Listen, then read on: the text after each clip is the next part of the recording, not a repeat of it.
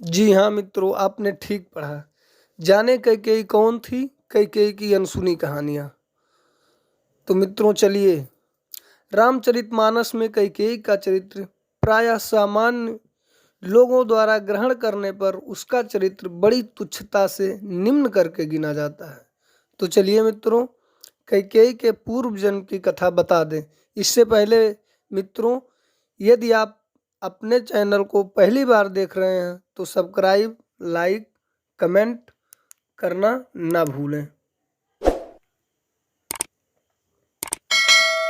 तो मित्रों, कैकेयी के बारे में पूरी जानकारी के लिए तो आप लोगों को वीडियो को अंत तक देखना ही पड़ेगा।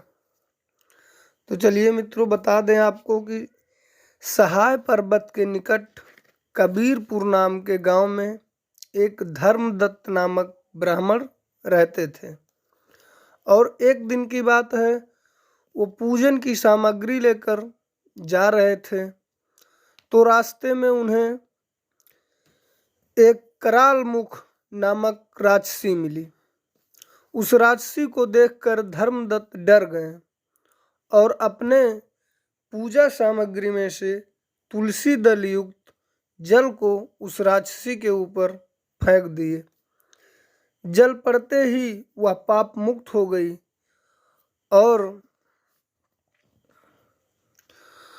बोली, महाराज, मैं सौराष्ट्र नगर के एक ब्राह्मण जिसका नाम भिक्षु था उसकी मैं स्त्री थी।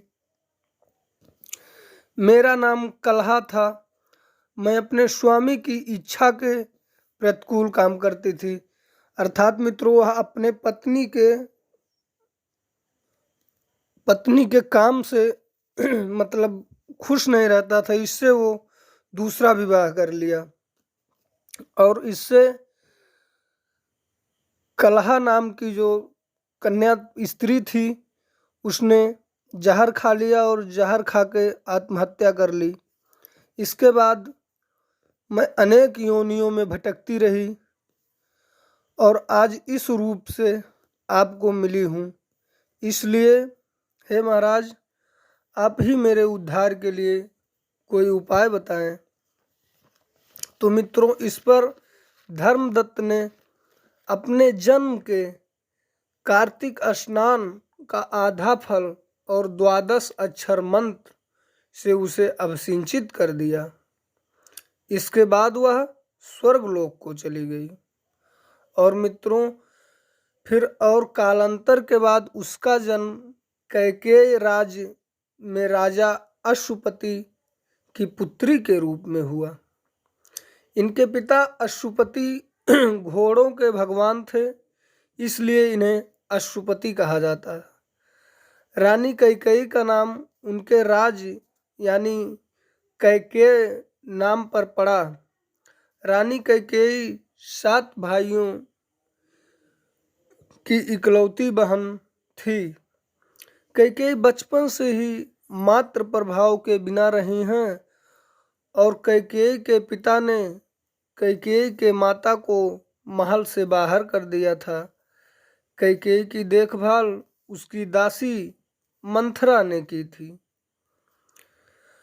एक अयोध्या के राजा दशरथ को अश्वपति ने अपने महल में आमंत्रित किया और राजा दशरथ की देखभाल रानी कैकेयी ने खुद की। राजा दशरथ जी को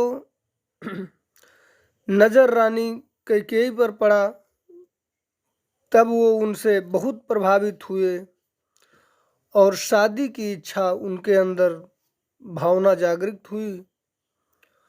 वो पहली बार जब कैकेयी को देखे तो एकदम मंत्रमुग्ध हो गए, क्योंकि कैकेयी बहुत ही सुंदरी थी, बहुत ही सुंदर थी, जिससे राजा दशरथ बहुत प्रभावित हुए और उन्होंने राजा अश्वपति से कैकेयी के अपने विवाह का लेकर प्रस्ताव रखा और राजा दशरथ के साथ उनके पिता अश्वपति ने कैकेयी का विवाह कर दिया। तो मित्रों, कैसा लगा हमारा आज का वीडियो, कमेंट करके ज़रूर बताएं। और अगर आप हमारे चैनल पर नए हैं तो सब्सक्राइब करें, लाइक करें, शेयर करें। मिलते हैं अपने नए वीडियो के साथ।